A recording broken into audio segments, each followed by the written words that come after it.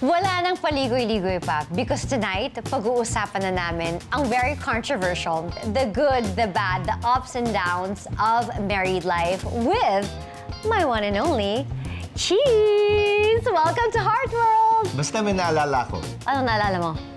Sinusubukan kong kalmado magpaliwanag na 7-year age siguro yan. Walang 7-year age!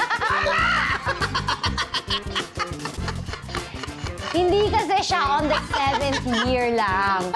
Basically, on the 3rd year pa lang, meron ng something na naiinis na ako.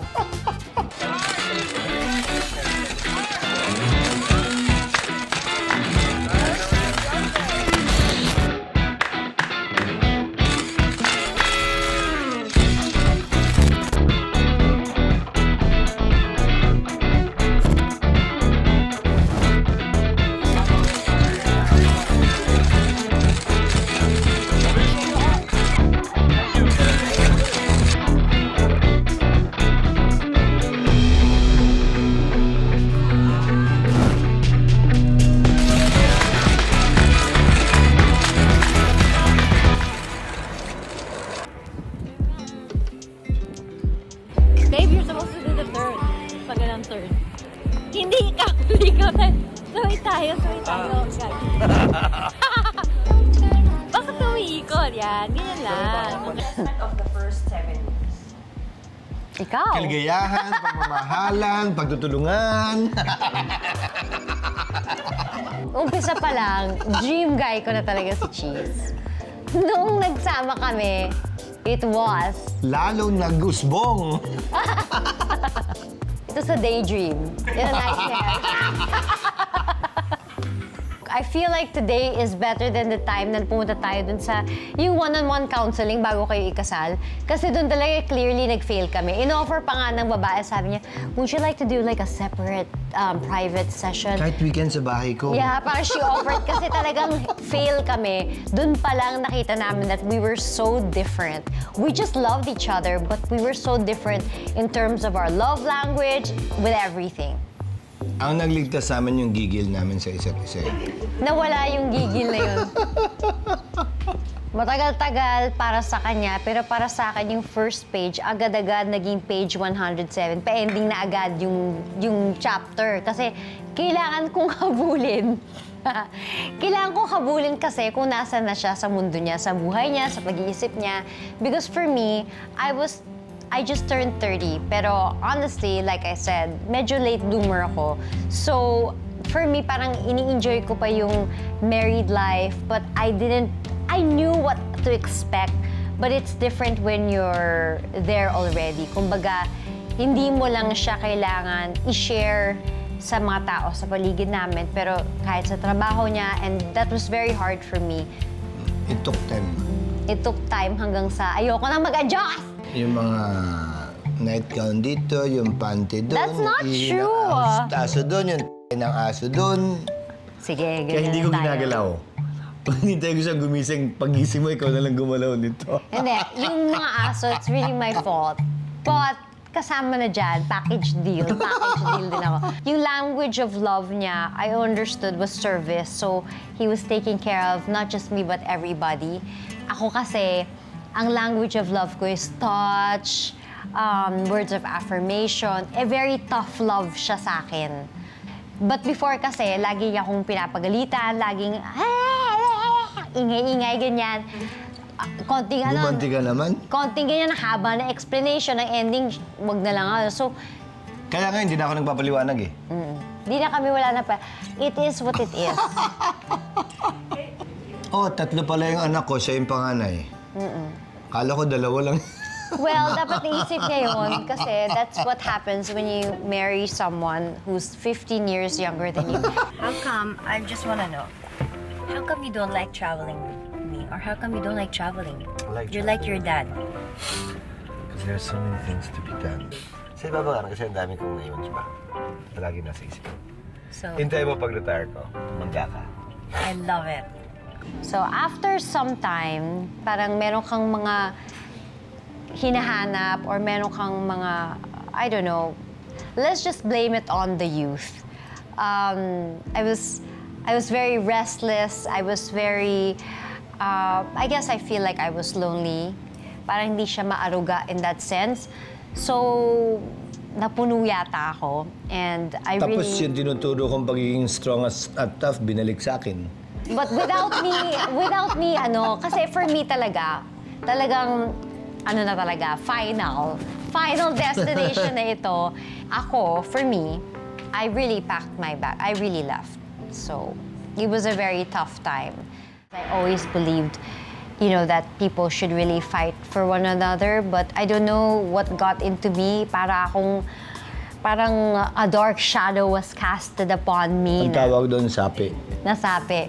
Sapi. And I lost my way. I was driven by anger, I was rebellious. It was the first time na parang siguro na upset ako that something I believed in, like marriage, can turn differently. And I was very upset about that. So yung mga haka-haka nila during the GMA gala, the very first, naka-ashy black dress ako. Yung feeling nila ang nangyayari na hindi na talaga totoo yun, hindi na kami nag-uusap noon. He was trying, in fact, at the time, he even brought me flowers, kanyan, pero hindi ko siya kinakausap. Siya yung nagpapunta sa akin, hindi niya ako kausapin. I wasn't the one that made you papunta. Hindi, pero sino kasama mo? I would be alone, then I was fine, then it would be a confirmation. If naghahanap na nga ako ng confirmation, kaya na, di ba? Baka nasapian lang din ako na.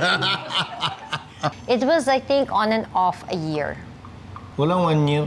Wala bang 1 year? Wala. It felt like 1 year. Felt like 3. Sabi niya, aalis siya. Tapos nung sinabi kong, wag, di naman siya umalis. Tapos nung sinabi kong, ba't ko daw siya pinapalis? That's not true. You're such a liar. Yun yung pagkakaalala Not ko. true. Hindi. Yun yung pagkakaalala ko. Totoo ng yun. conversation. Pinalayas niya ako ng 3 a.m. Charot. Tapos yung kapatid ko, hindi sumasagot ng telepono, walang pipick up sa akin. So, saan ako pupunta? Kaya nga hindi natuloy kasi walang susundo. Yun na Sabi ko, nga. bukas na lang. Tapos yung mga lintik na driver dito, walang kumakampay, wala. Biglang natutulog lahat. Walang guard, walang tao. So, ang ending ko, bumalik ulit ako dun sa kabilang kwarto, dun ako natulog. Pero hindi na ako lumalabas ng bahay. At that time, I wouldn't really care. At that time. Iba ako nun talaga. No one can break my decision. I was out. Siyempre, hindi maganda, no? Impyerno yun. Kung pwede nga, ako na lang yung nagwawala. Pwede din. Pinapirpa pa niya ako ng papel. Kasi nga tingin ko, lilipas, baka mamaya nang Ma-finalize sinasapian ng ka. ano. Hindi, bigla ibenta mo, naknantin na ba? May kumakatok dito, kung siya na yung may-ari. Paano naman yun, di ba? Pinapirma niya ako Para ng dun papeles. Sabi, I don't care, Carrie can't get me. Para dun nga yun, kasi baka mamaya biglang At least alam nila hindi ako mukhang pera. Oh, get it out! Get it out! Ganyan. I just want my freedom! Ganyan. I didn't think I would go back. I didn't think kala ko it was done. That's why I took out my last name on my... That was really hard for me. Simple. Sinabi ko lang sa kanila that she's not herself. That she'll be back. And that they should simply believe. So, often nag-usap kami, do you believe? Tapos sasagot na mahina yung yes, Daddy. No, dapat! So, lalakas na yung boses nila parang sa TV. We would go through those exercises before. And they know the definition of faith. That it's believing that what you hope for will happen even if you don't see anything. Actually, na-touch ako kay Kino specifically. Kasi nung mga times na yun, hindi ako nagpapakita sana. Kasi parang nagalit din ako sa kanila. Even if they had nothing to do with it, I was really in a bad place. And I think I was angry at everyone. And then I remember Kino went up to me and I wanted to talagang, oh my God, the end of me. Nung sinabi niya, Tito Heart, but how are you gonna survive in Paris? You're gonna have to walk alone at night. Who's gonna take care of you? You're gonna be alone? Parang gano'n siya. And then parang him talking to me like that, na parang alam niya kasi how I'm so parang sheltered. I was very torn na parang mahal niya din pala ako, parang gano'n. Kasi for the longest time, parang I reached a point na feeling ko, parang hindi nila ako gusto dito sa bahay. Parang hindi nila ako mahal or something like that. Parang I wasn't I don't know what happened and how it got to that point na pakiramdam ko I wasn't appreciated in the home. May na-learn ka ba or wala ka namang ginawang mali? Parte yun, joke ko. God's will kasi sa akin lahat yun eh. Meaning, kung may nangyari man, kung may red flag man, kung may hindi ka man napansin, yun naman talaga dapat yung mangyari eh. Magaling ka doon talaga. Wala kang kailangan na ipagsisi o hilingin na wag nangyari. Actually, I could easily say, if only he listened, if only he listened to me or heard my cries, I could easily say that, but it's true.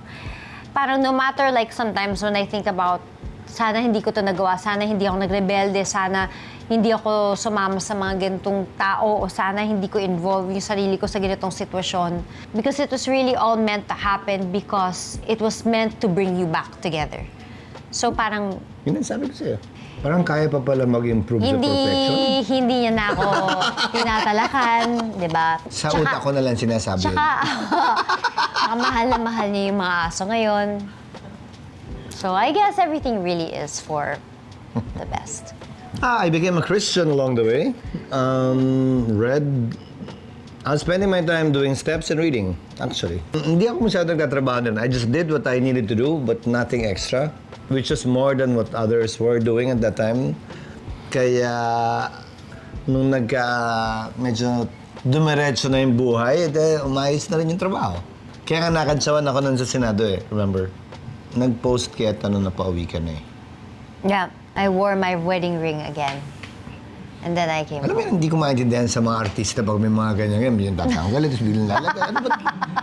Kasi sa mundo namin, walang ganun eh. Walang mga ganun mga symbolism. Walang mga... Dramatic eh, dramatic. It's a symbolic moment. Kaya nga. Ano yan? Nilecture ba yan sa inyo nung nagsisimula kayo ng artista? Before, when you're young, when you say love, you think of thunder, music. But as you get older, you realize that love can also be silent, quiet, but steady. And that's exactly what he is and how he loves. And I didn't understand it before, and I took that against him because I had a different vision of what love should be. But through my darkest times and through even I mean, I couldn't even recognize myself. He still recognized me and he still saw my heart. And for me, that's what true love is all about. A few days before Christmas, yun nga kasama ko si Christian Lubutan. And I remember, I said, I'm with the best of the best. I'm with somebody I truly look up to. But I'm not home, you know? Like, I should be happy. Parang, you know, living my Emily in Paris kind of dream. I should be. But then, I was so alone. Yun yung pinaka-frustrating na part. Yung wala kang magawa. Hindi ka pinapayagang may gawin. That was frustrating. If there's something that's difficult, that would have been the most difficult, if not one of the most difficult things for you not to do, not to be able to do anything. Isa sa mga ways para mag-bond at mag-grow kami together and for me to keep my promise na we will compromise, magpapaturo tayo ng simpleng recipe sa hari ng aming kusina. Hanggang mag-evaporate yung tubig. Para saan ba yung lesson na to? Hubad na longganisa. Hindi ako nagkakamali, longganisang tugigaraw to. Parang mapapakain ata ako nito, ha? Diba? Okay, good luck to you. Sana matuto ka. Galing mo yan. Bye, kuya. Natututo na ako ngayon kasi mabait na si Chiz eh. Dati hindi ganyan. Okay, now we're talking. Okay, tapos na. So, Durog-durog. ouch! Why? Freak! Ano nangyari? Sakit. Tunansikan ako. Ano nangyari? Arte ah. Okay lang. I've felt worse pain. Paano ka natuto mag-lipo? Nanay ko, tinuruan ako at pinapanood ko siya. Pagkatapos yan, lalagay mo doon. Pagkatapos doon, lalagay dito. The dry sa electric fan para malutong siya. Tapos serve mo dito. Nung nag-aral ka sa ibang bansa, nilulutuan mo din yung sarili mo, syempre. Magaling magluto yung kasama ko, si Attorney Che Carpio. Ah, talaga? Actually, ang binibili ko lang ng mga mix-mix eh. Siya yung nagluluto talaga. Natuto din ako sa kanya. Ah, suswerte ka. Meron kang kasama mo. Hindi nga ako marunong magsaing pa nun eh. Ah, talaga? Gano'ng katagal ka nun? Oh, 1 year? Ah, 1 year ka lang pala doon. Diyos ko naman, 1 year ka lang doon. Kala mo naman forever ko yung naghiwalay ng Naaring ex na mo. beses akong bumalik. Ah, bakit? Nalungkot ako eh. Kasi malamig eh. I think I don't need to use this anymore. Do I have to use that? O, kasi Pwede. Baka mas madali lang sa'yo. it's supposed to be crispy. Yes. Sa totoo lang, isa lang dapat ang boss sa kitchen at mahirap kapag super bossy ang boss. Kasi every time nagluluto ako, umiiyak ako dahil hindi nila ako pinapansin. Sobra naman to. Hindi naman ako sa papansin. Hoy, yung ano mo yung pasta mo, pinansin. What pasta? Yung ang tawag doon? Hindi naman masyadong pinansin yun. Yung ang tawag doon, yung Carbonara. bacon, carbonara. Dati nag-aaway kami kasi hindi ganyan. Kausapin mo kaya si ganyan. Yung tono, yung ganda agad. Ganun ba ako noon? Yes, my Huh? God. Before, hindi ako pumapatol. And then there was a time na talaga lahat talaga. Parang I tried to put my foot down with everything. Pag pumutok na yan, no, malapit na maluto yan. O Ilag pag ka malapit lang, na, puputok ha? na. Matuto ka lang umilag, ha? Are you kidding me? Totoo nga. Yung totoo. Hindi. Bigyan kita ng shield, oh. Totoo nga. Shield, yan. Pero nga, totoo nga. Itaas mo sa mukha mo, hindi dyan. How will I see anything? Parang ang sarap nito people of the world Sarap yan. Hindi, regalo lang. Yung mantika, gamitin para sa fried rice nila. Sayang naman. Bawas mantika para bawas kasalanan. Okay. Sige, sa baba.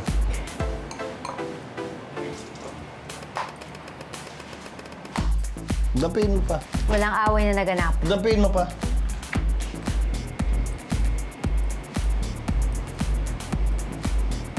So this is hubad na langganisa. Longganisa. Huh? Long. Long. What's langganisa? Walang lang. There's no langganisa? No. Long. Hindi pwedeng kasama natin si Sir Chiz tapos wala tayong daily dose ng words of wisdom, di ba? Lalo na ngayon, mas tried and tested na ang love story naming dalawa. Well, I think it's to appreciate each other. Yun lang siguro yun. Kung saan siya bumibida, kung saan siya magaling, appreciate mo yun. Now, I think that we understand that we have to appreciate each other. And if one tries to, parang conform or join their world, even appreciate them more. Parang pangatlong anak, di ba? Ang tingin ko kasi siya papunta pa lang, ako pabalik na. So, mas madaling maunawaan, sumuporta doon sa mga papunta pa lang dahil wala na akong hinahabol. Hindi ka nag-ahabol, wala kang hinahabol, wala ka nang pinapatunayan sa kanya o kanino man. So, mas madaling maging bystander at audience lang. Actually, ganito lang yun. Siguro kasi dahil na-experience nila lahat, iniiyak pa rin talaga ako. Meron kasi isang moment na iyak talaga ako. Nag-try ako magluto ng pagkain. And then alam ko naman hindi ako magaling magluto. Pero trinay ko talaga yung best ko. Anong luto yan? Hindi ko na matandaan. Pero talaga nag-bake ako yata ng cookies. And then parang wala silang reaction. Hurt na hurt talaga ako ng mga times. Hurt na hurt talaga ako ng mga times na yun. Parang Buti na walang reaction kaysa sabihin, may reaction nga, pangit naman. kasi hindi talaga ako marunong magluto. And for me to try to learn to cook something is really hard. And then nagluto talaga ako. Parang dough pa siya. Tapos kailangan ganun. Tigas-tigas. So, anyway, wala silang reaction. Tapos hindi nila titikman yung cookies ko. So, hurt na hurt talaga ako ng mga times. So, sabi ko talaga, hindi talaga nila ako mahal. Ayaw din namin magsinungaling sa'yo. So, ibig sabihin yung sinasabi siguro niya is yung na-experience niya.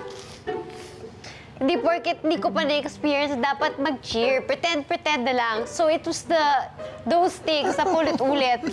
Na siguro napagod ako, di ba? Parang kayo na-experience nyo na, no? Kayo na yung happy family. Ako yung odd man out. Yun lang, naalala ko lang bigla. Grabe naman yung hugot mo, parang layo ng pagkakaroon. Hindi, kaya ang ending, never na ako nagluto. Oh, ganda na lang ako. Kaya na magluto. I'm okay. I won't try anymore. Bakit? Okay na tayo. Ako ba nag-learn na tayo? Nag-improve, Yes, better? pero parang mas ganon. maganda na nga yung sitwasyon ko ngayon. Nung bumalik kasi ako, parang prinsesa na ako. I don't have to do anything. Parang mahal na mahal niya ako. Tapos kahit anong sabihin ko, okay, it's okay, darling. So, bakit pa ako babalik sa dati? Magpapakahirap na ako. Ganito lang tayo, ganda-ganda na lang.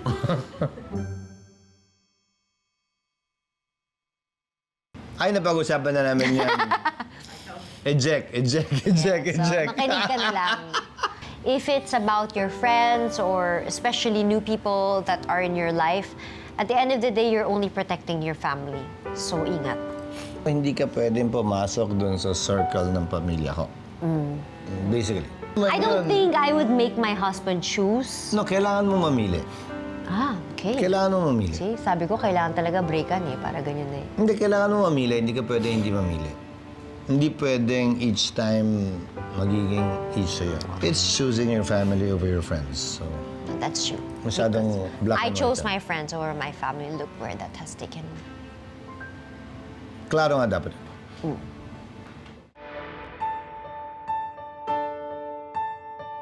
So you have to know yourself first before entering into a long-term relationship. Meaning to say, best to experience life, make your choices early on in life. It's okay to make mistakes. Then get married and then risk that marriage because hindi mo pa nakilala yung sarili mo. Hindi totoong dapat nakaipon na kayo bago kayo kasal dahil never kayo magkakaroon ng sapat para sa lahat ng gusto nyo. You're always wanting more. Hindi naman mahirap yung kulang yung pera, mahirap yung maraming hinahangad sa buhay. So it's contentment that will dictate whether you're rich or you're poor. So basta kontento kayo sa isa't isa o sa buhay na meron kayo, ano pang That should kailangan be yung enough. pag-ipunan? Yes. Di ba, darling? Hindi naman kailangan, di ba? I agree. In all fairness, I agree. We are on finally the same page.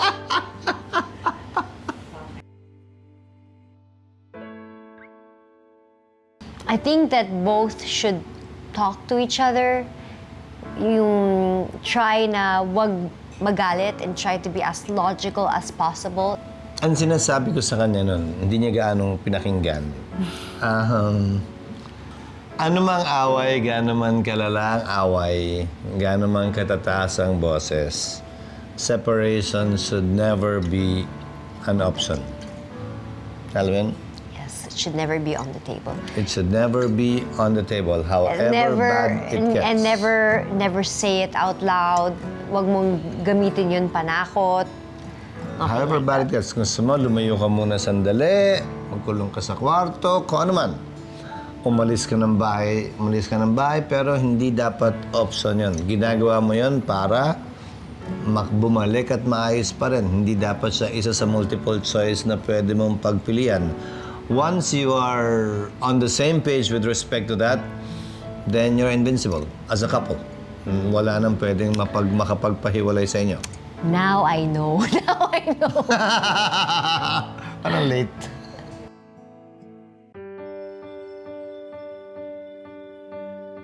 Siyempre, dadaan lahat sa stage ng in denial.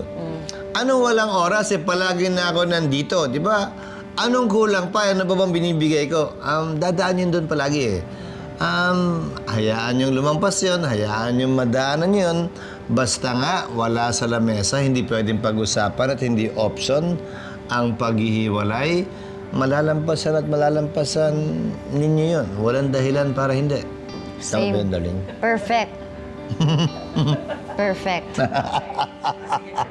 So, nung naayos namin yung gulo at nagkabalikan kami, he gifted me a piece and I've been looking for this molding of mine from a show I did when I was still 21 years old. At yun yung pinagayahan nito, so ni-reverse. From the mold, ginawa ng mukha uli para maging ganyan. Ako na yung pumili ng damit sa baba. To make Parang sure, diwata. to make sure na kahit wala po ako, ay nandito pa rin ako. Something unique that's part of our past. Na ilang beses na rin niya sinabi noon, talagang doon na ako nagkaroon ng pagkakataon na mahanap yung molde nung naginamit dun sa kanyang pelikula ba yan? Pelikula. So thank you so much, Chiz, for You're the very welcome, cheesy darling. interview because love is worth fighting for. And when love is worth fighting for, tawagan na ang batalyon, ikasa na ang mga dapat ikasa. Because definitely at the end of this all, love is indeed worth fighting for. So thank you so much, Chiz, at sa lahat ng mga nanonood, sa lahat ng mga nagmahal, sa lahat ng mga sinubok ng tadhana. I hope you guys enjoyed our true love story of Heart and Cheese. And next week, we are going on a global adventure, so fasten your seatbelts. Dito lang yan sa Heart World.